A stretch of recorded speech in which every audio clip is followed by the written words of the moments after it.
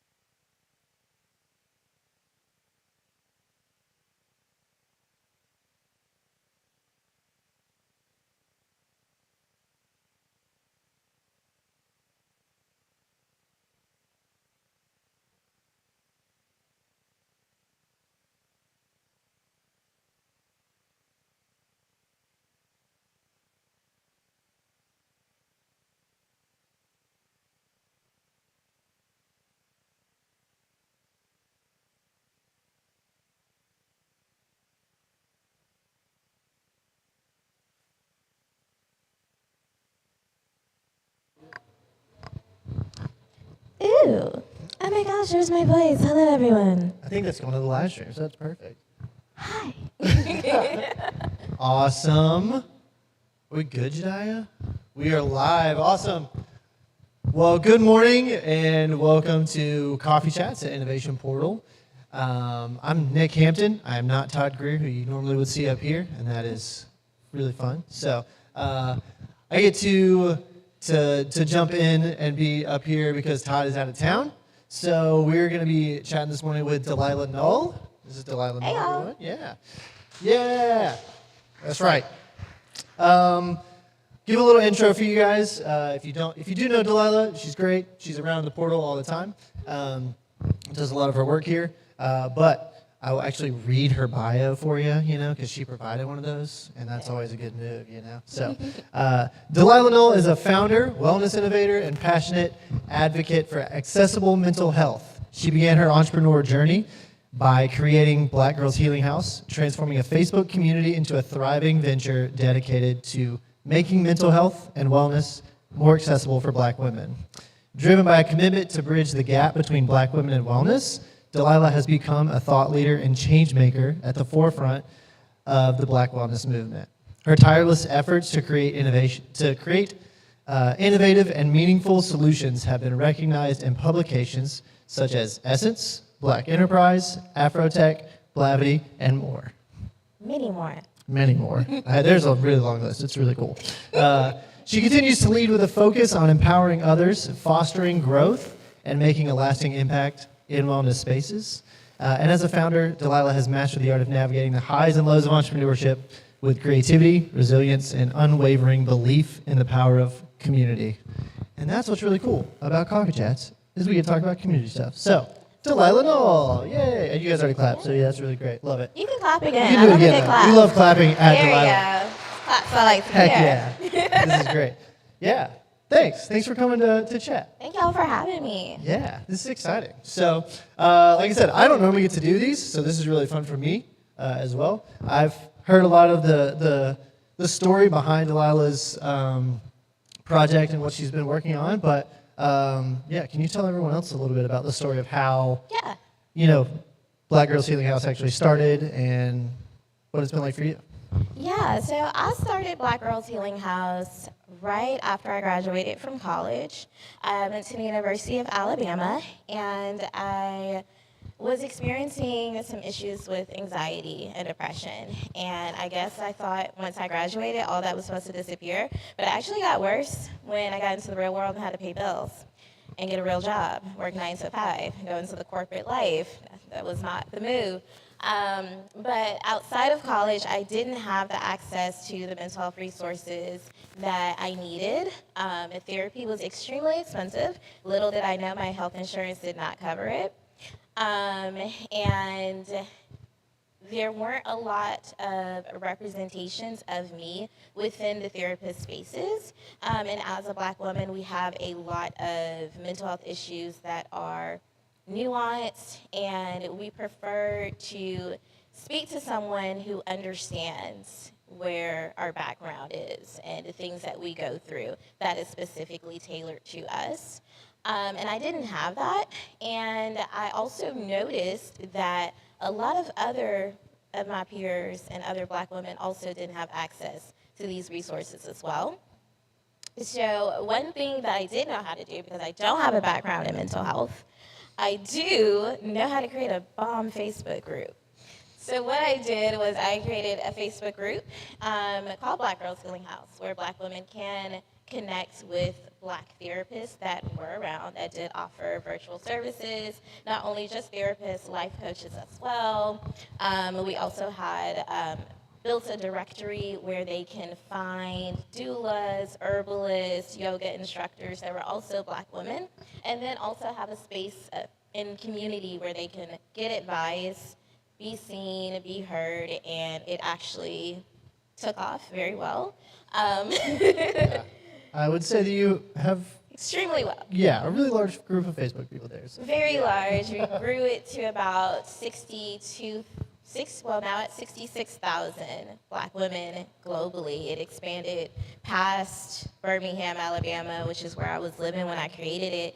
And we have like members in the UK, South Korea, Nigeria, a whole bunch of girlies in New York. New York is like one of our most popular states too. Yeah. That's really fascinating. Do you have any reason why?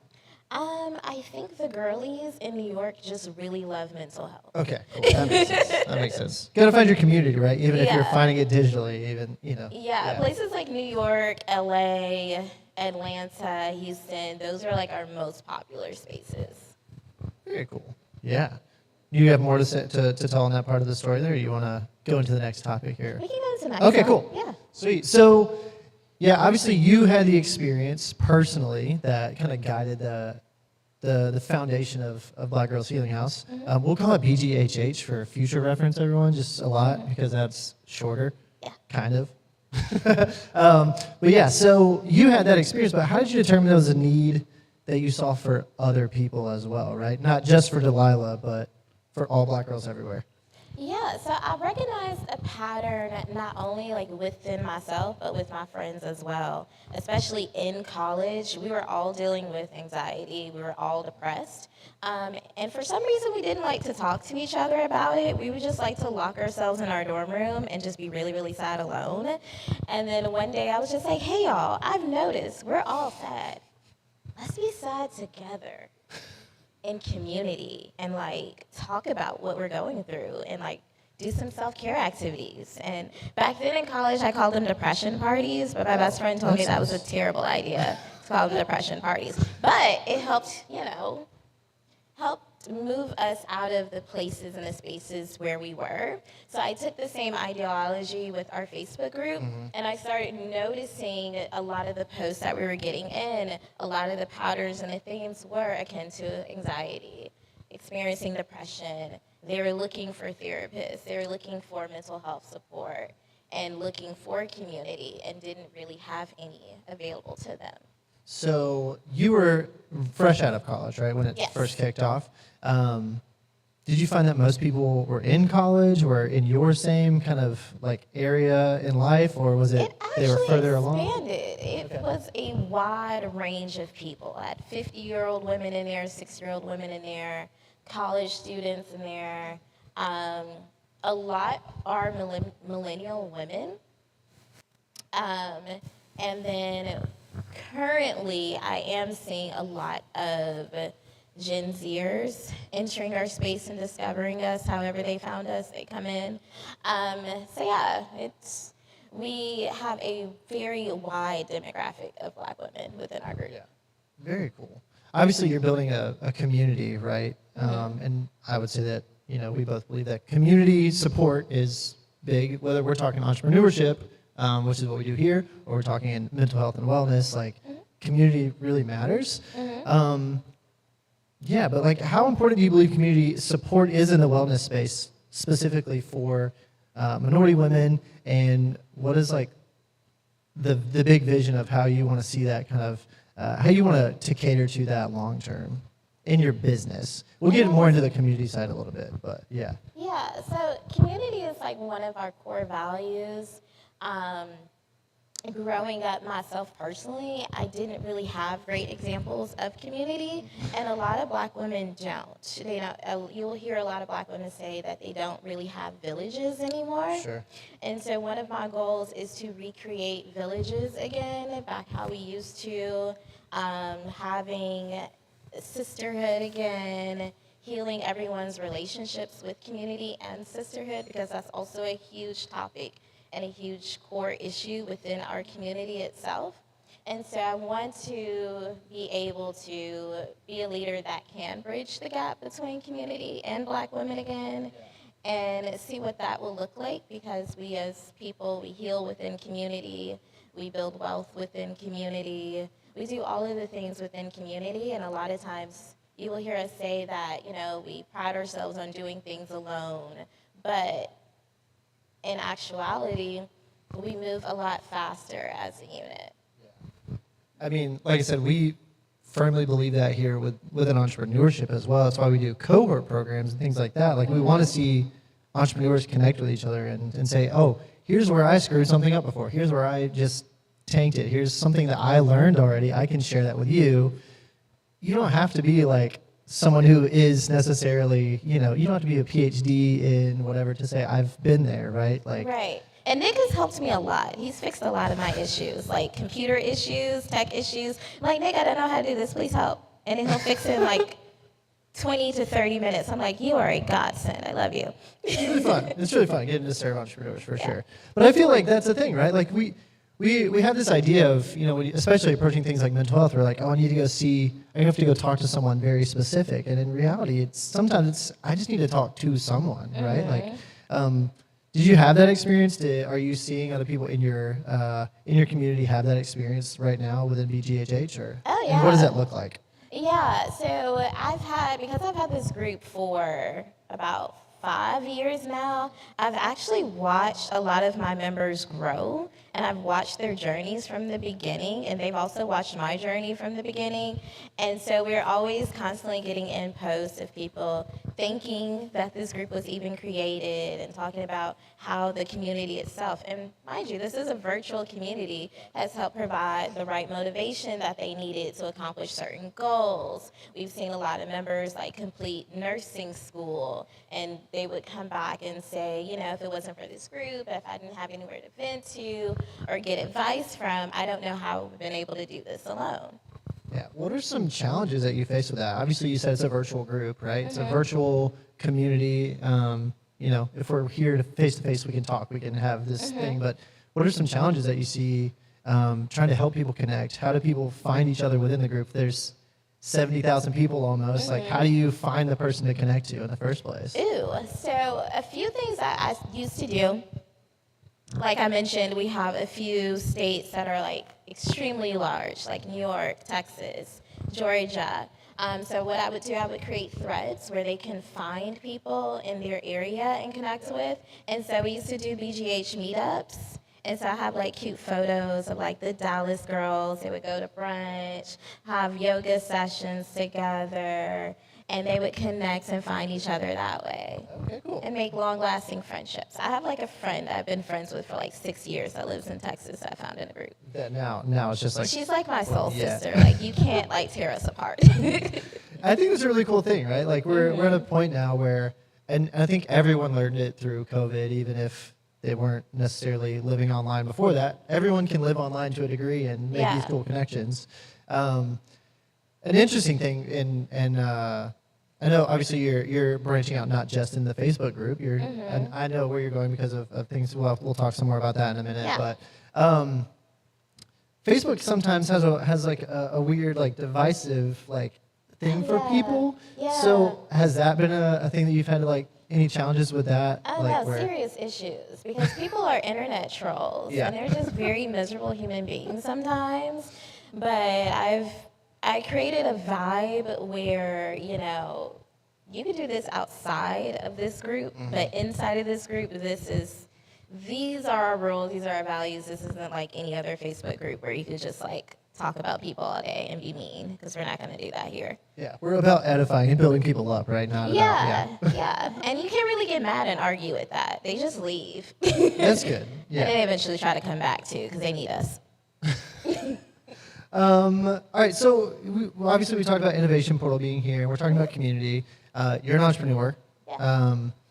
Who are some mentors and like key organizations, not just Innovation Portal, but in communities maybe that helped you building what you've built, right? Like obviously you've been in all these publications and things like that, but who are mentors that have kind of helped you along the way on the entrepreneurship side?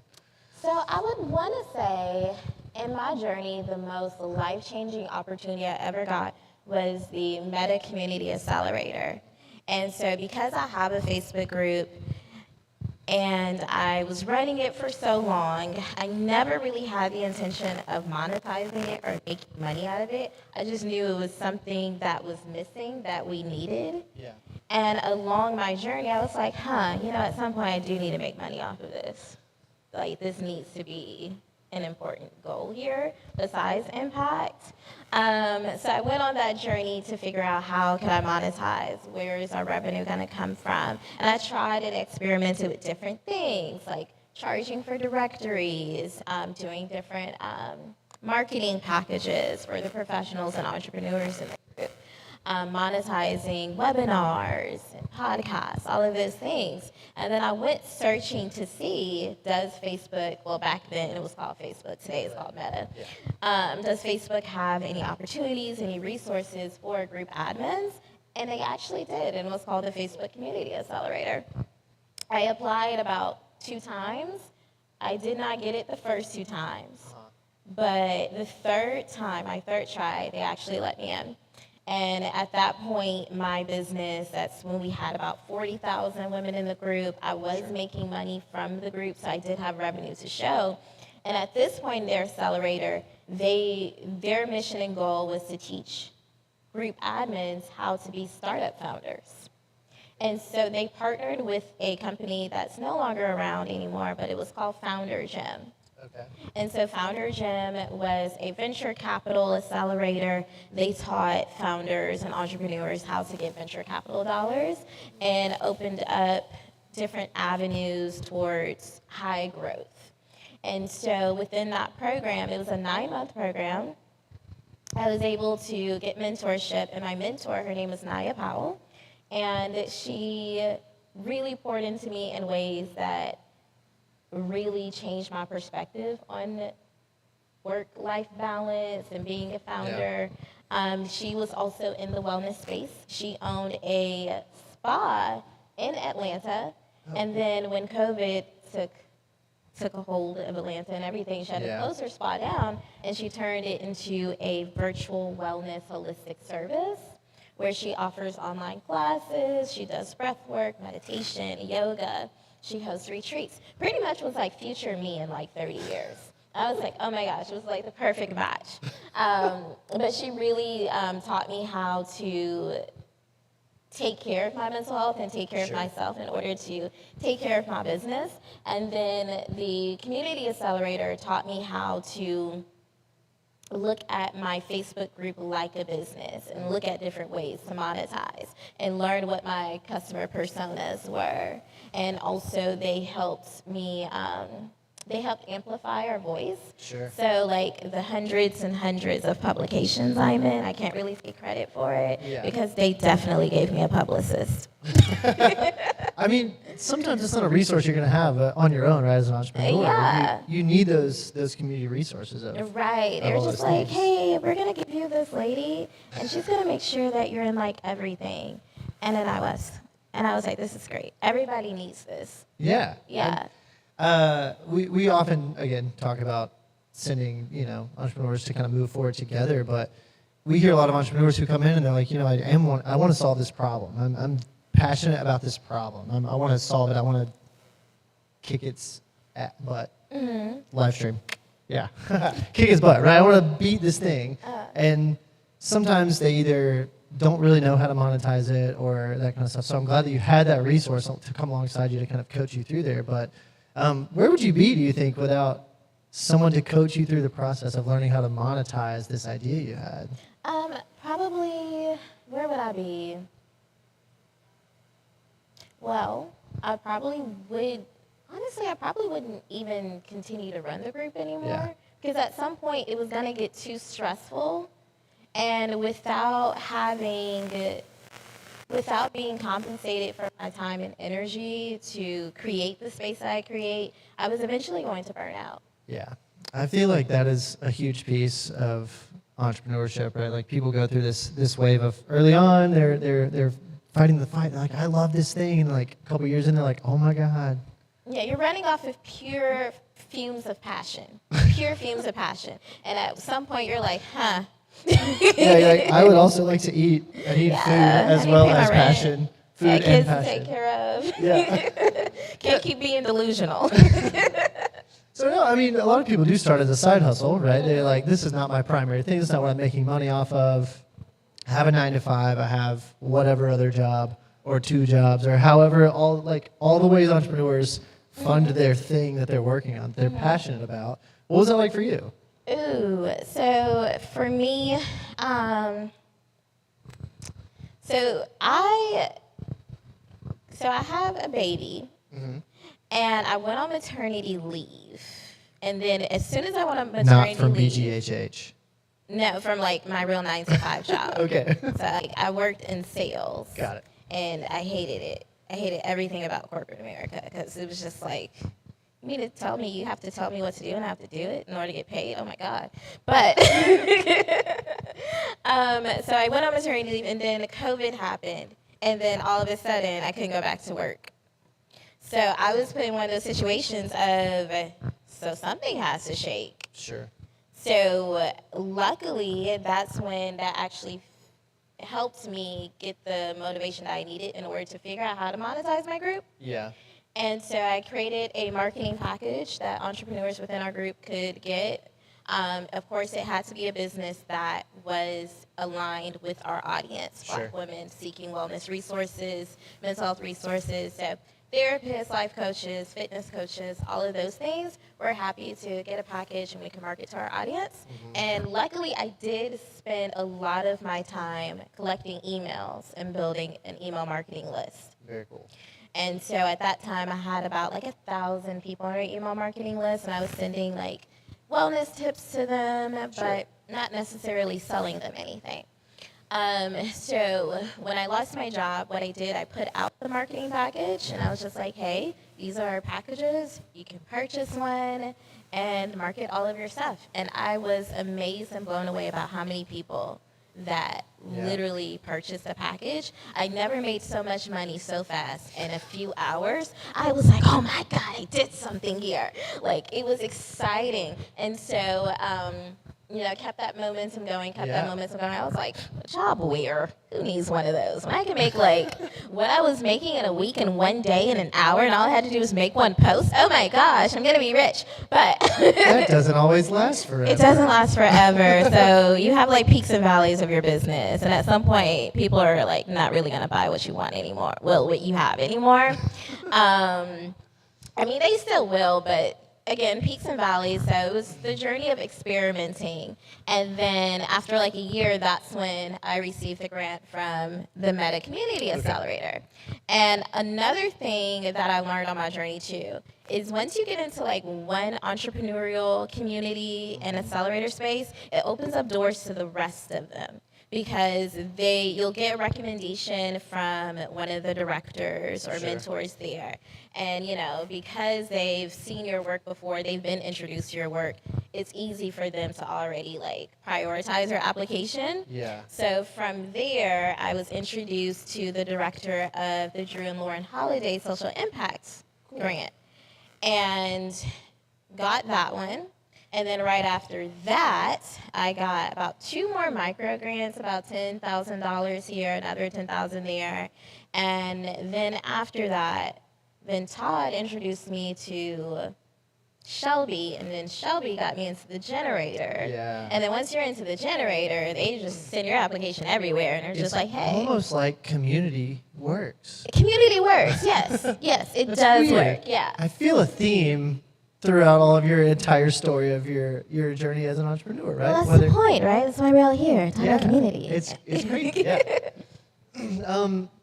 The community of Black women in entrepreneurship, not just in mental health space, but in entrepreneurship in general, it's the fastest growing group of entrepreneurs in the U.S., right? Very much so, yeah. You're obviously talking about grant funding, things like that, but like historically speaking, Black female founders do not have the same access to financial. They're behind these barriers.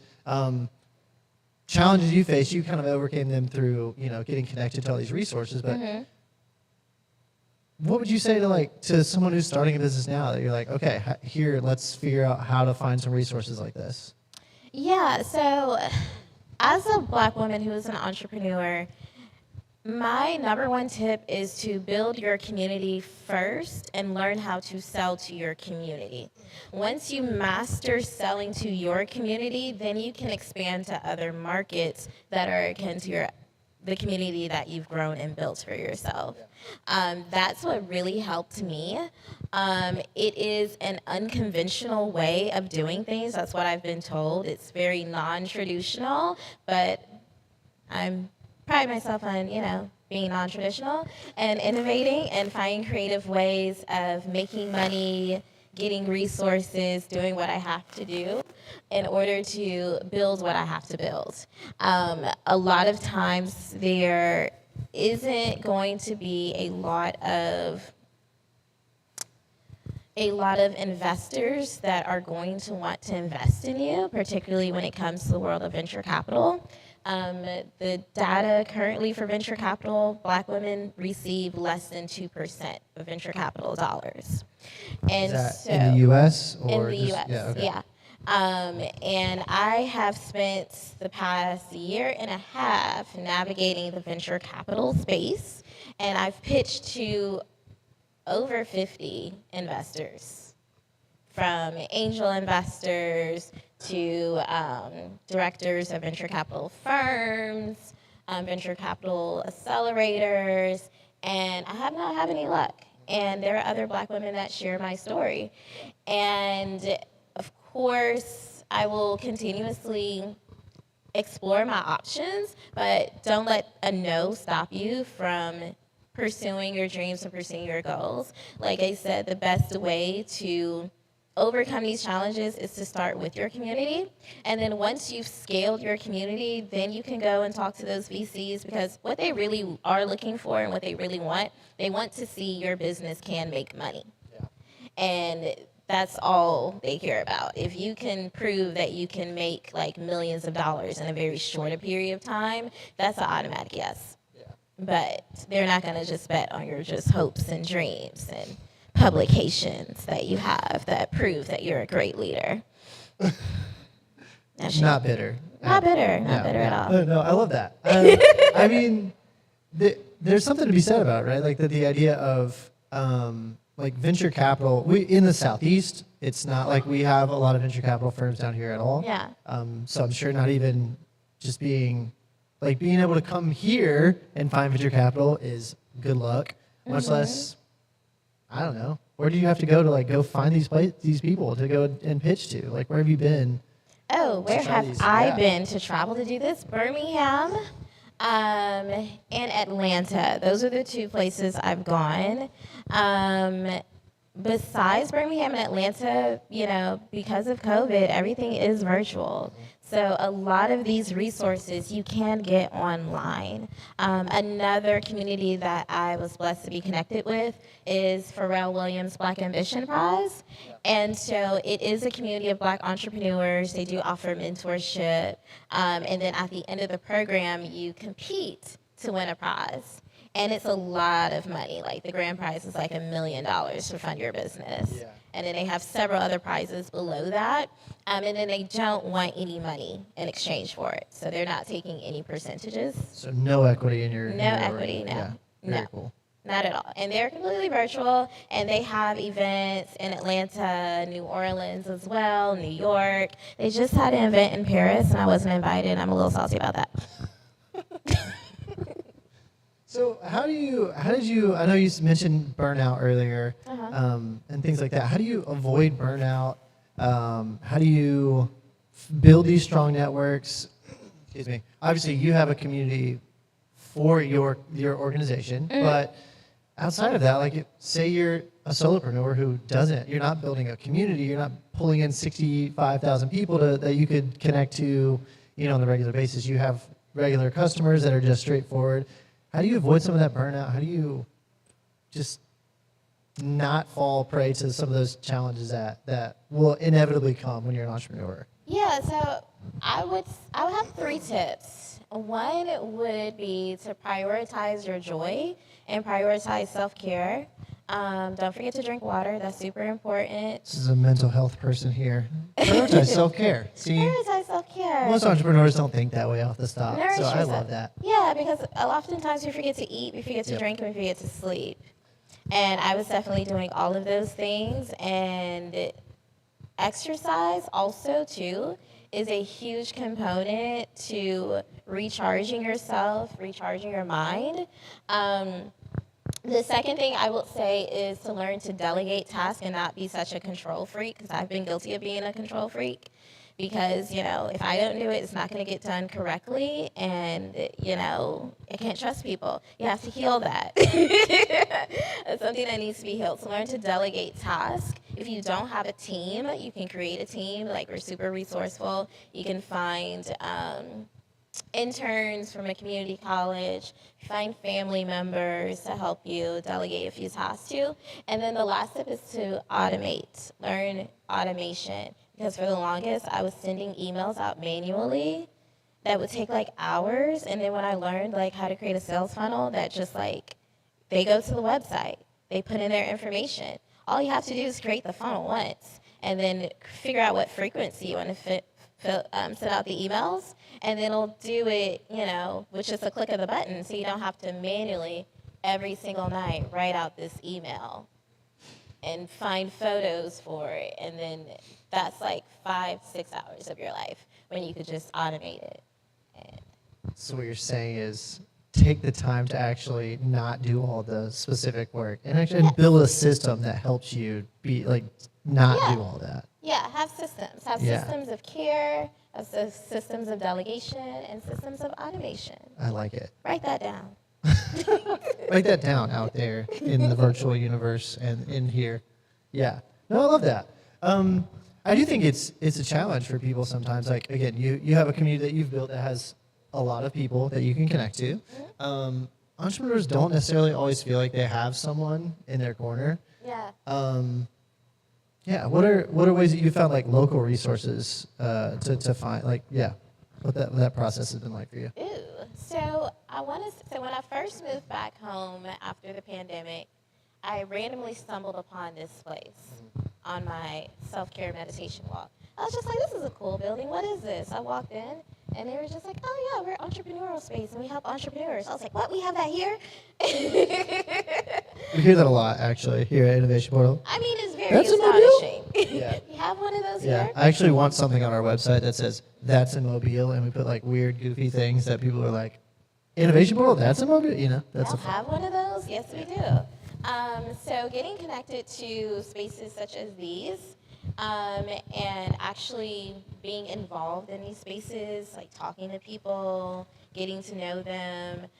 From the innovation portal, I got connected to one person, and then one connection led me to connect to another person who I also see as like a mentor that helps me a lot too. So definitely, I would say plug yourself into your network and be of service to the networks that you plug yourself into. Be present. Be present, yeah. Don't just like pop Be a part of the in community. and like go to your corner, because that's what I used to do. I would just come to the box. I would cry in the box and slide down the box's walls and then just like go home, when I could have just been like, hey, can y'all help me? For those of you who don't see this, the box in the room is a phone booth that you can close yourself in and no one can hear you crying. That's what it's, not what it's made for, but might as well be. I call it the box. You can meditate in there too. It's great. Yeah, it's a good spot.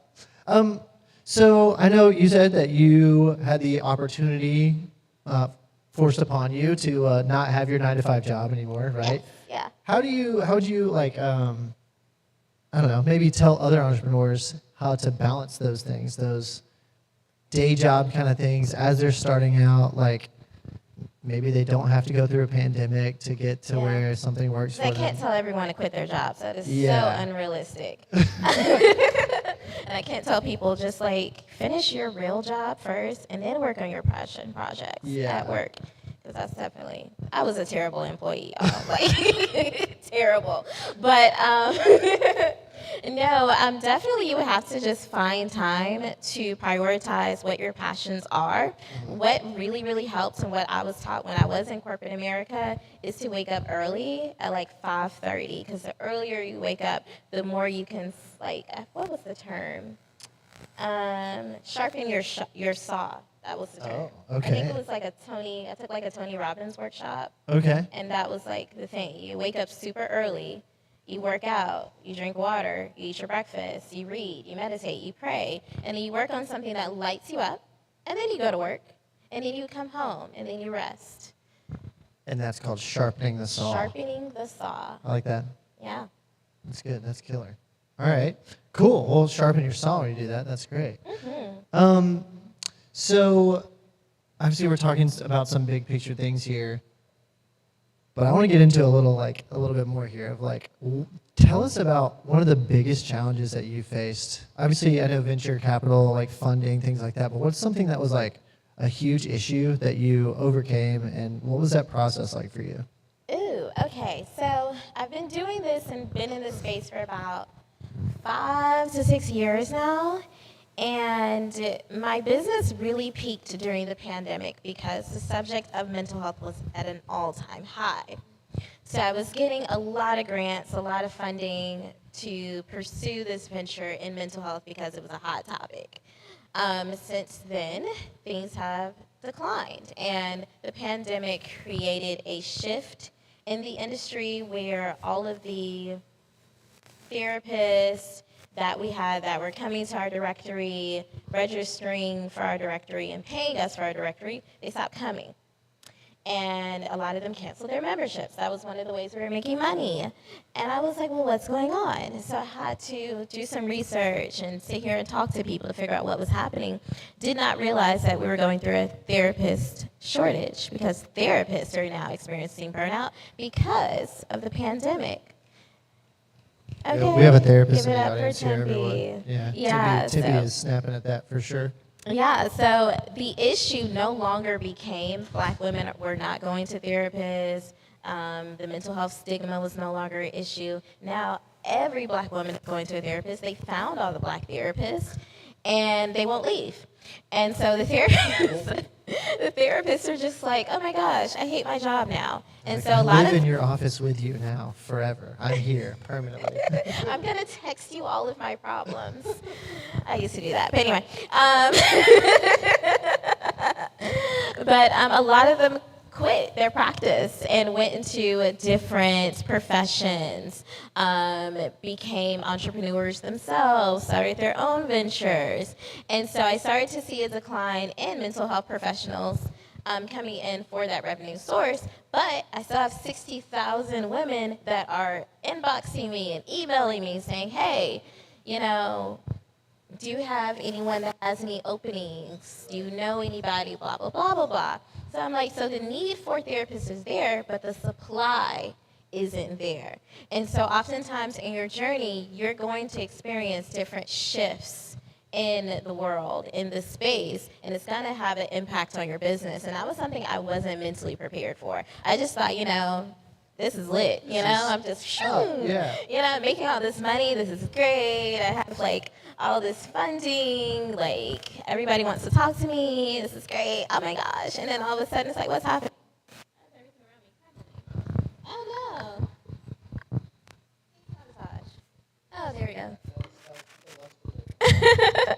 But it took me to take a step back and analyze what was going on and figuring out how to pivot and navigate through what was happening. So now I went from having a business that was, our mission was to reduce the mental health stigma and to connect Black women to therapists, to now the stigma's not a problem. So, I guess we solved that, so successful.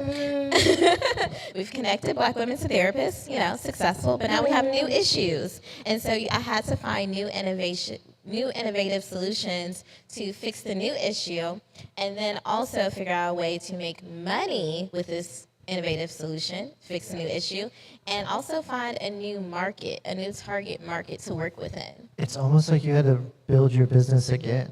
Again, yes. I had to start over again, which will happen. No one told me that. Oh my gosh. Yeah, some people find a pivot because they find out there's no customers, right? Right. For you had 60,000 customers. Yes. They weren't necessarily all paid, right? But you had people that were a captive audience. You had a persona. There's people there. Mm-hmm.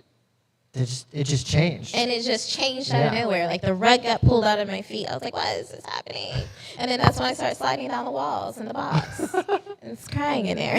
I never witnessed it, so no one did. I made sure no one saw me have a mental breakdown in that box, but it happened several times.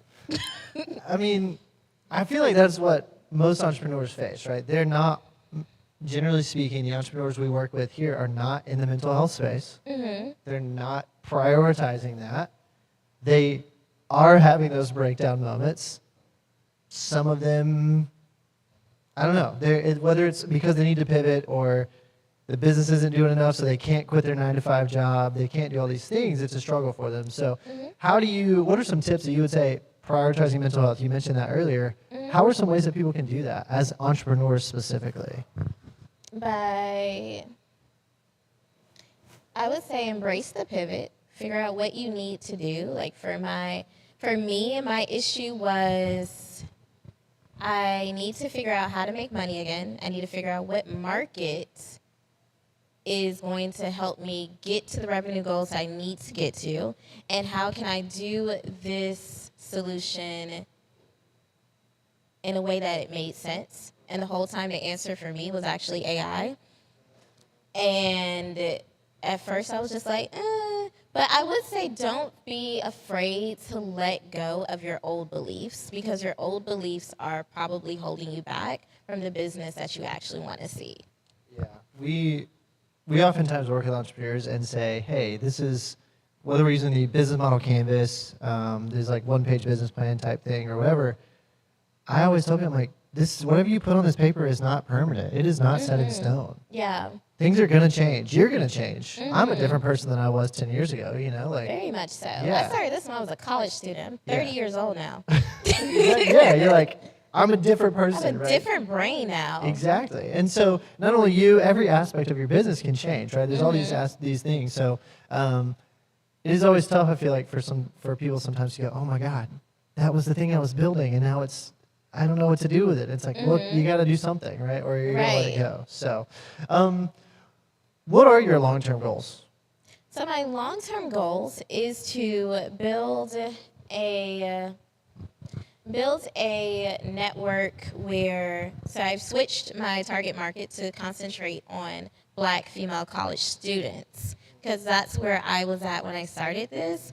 And as I did research, I learned that the mental health epidemic that's happening right now is extremely affecting college students because they still don't have the resources. They still can't access a therapist. They don't have the money to afford therapists. And then college campuses are, their counseling centers don't really have the space or the resources to cater to that many students as well. So my long-term goal is to build solutions to help cater that demographic, and that's utilizing AI, that's creating a virtual mental health clinic, and selling these packages to universities for their students. So not selling directly to the student. Not Because yet. they don't have any money. They don't have any money. Yeah. The schools have money. And schools want to see their students succeed, right? They want to see their students receive. They want to retain their students, and they want them to be able to graduate. Yeah. And mental health is a huge component to graduating college. I would say so. I don't think that's been a prioritized thing necessarily throughout school, at least, in historically speaking. And I feel like we're getting to see that a lot more now, which is cool. So what are some of those tools? You mentioned AI. Like, what's something that you're doing with that? What are ways? Obviously, that's a hot topic. Go ahead and get the recording thing so you can put it on the socials and be like, yeah, I'm building a really cool AI tool. What does that look like for you? Yeah, so I have gotten a grant with Human.ai. So it is an empathetic AI software. By the way, just as a nerd moment, this happened in like 20 minutes. Yes, Like, in 20 minutes. it was crazy. They were like, yes, we're in on that. Okay. It was really fun. Yes, Nick was just like, hey, you should check out Human AI. And then Paul was like, hey, they have a grant. And I was like, And Nick was like, you should use your superpowers and you should get that grant. I was like, you're right. I should use my superb superpowers of networking and leadership and get that grant. So I get a screenshot like 12 minutes later. 12 minutes later, I found the director of the program. I inboxed her on LinkedIn. I told her what I was doing, what I want to do, and I got an email about 10, 20 minutes later saying, hey, here's this grant. And I was like, look, it worked. And what does that grant do for you? It gave me the ability to build exactly what I needed to build, which is a AI software. Her name is Adi. So Adi is a mental health first aider. Of course, traditional mental health first aid, you train someone in mental health first aid, and they offer that to someone who's suffering a mental health crisis or going through recovery. But of course, we have a population of people who are not mental health certified and trained.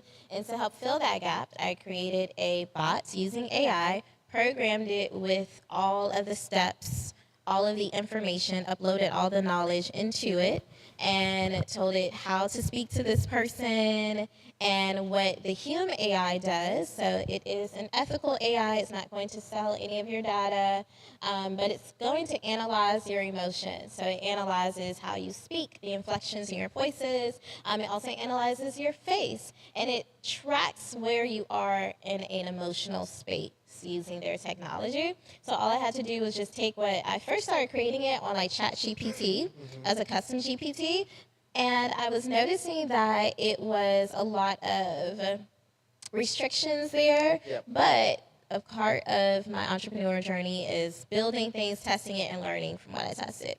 So That's good. I love write that. that down too. Yeah. Build, measure, learn. So building and testing. So I took what I've learned from using that model, uploaded it into this model, and so now I have like more of an upgraded version of AD and what she can do. And she can talk to you. She's avatars now. Oh, sweet. And then like you can literally sit there and have like a video conversation, vent to it, and then she'll pull out everything that she needs to pull out and give to you like the best mental health advice, not from a therapist. It's not actual real therapy, disclaimer, but give you sound advice that you can use right then in that moment, so you don't have to wait until you actually get to speak to someone, or if you don't have anyone, it's an excellent substitute. Yeah. So tying that back to community, right? Yeah. Our big word of the day, community. That's a big word for Elmo. There you go, Jai. I did it for you. Well, how does 80 fit into the big picture of the community of BGHH? Yeah, so the way she fits into our community is oftentimes in communities a lot of times we may not even have the capacity to show someone care. We may not have the right training to show someone care, and we may not be able to recognize the signs and the symptoms of when someone is going through a mental health crisis. We don't really know if somebody is dealing with a suicidal episode or if they're dealing with a schizophrenic episode. We don't really have that knowledge in their training as humans. But what AD does, because she has that knowledge already uploaded, she's able to pull those things out and she's able to recommend the right tools and the right resources in a way a regular human within a community cannot. And that's just like peer-to-peer type human, Peer-to-peer, right? yeah. Okay. So it's like a new way of peer-to-peer, but it's not real peer, it's a bot technology peer. I love it. Yeah, I'm a big fan of AI. You'll see. I'm a nerd though, so it's cool. I like playing with all kind of new toys and tools and stuff. So, yeah. So, what we're gonna do is we're gonna open up in here for some Q&A in just a second, and what I'm gonna do is actually kick everybody out who's on the virtual side. And before we do that, real quick, next 2 coffee chats coming up next month will be the Dropout crew, Dropout Bakery. Will and Lacey from Dropout will be here in November, and the date on that is the 3rd Wednesday in November that I don't know the actual number of, and that's really good. The following month in December, we're actually going to do our coffee chat early in the month because we're going to have Bear Walker come in, and Bear Walker is going to be at Comic-Con like during the normal time or something that we would be here, and I think that is going to be on the 4th of December. So he will be here on the 4th of December. That'll be early, and I'm saying that now so that it's on the internets and stuff. It is also on the internets on our website, so you can check that out there. But again, everyone, thank you to Delilah for coming to tell us about everything that you're building. Very cool stuff. And we're going to say goodbye to the people on the interwebs. And as soon as Jediah says we're good, yeah. Bye, people on the intro.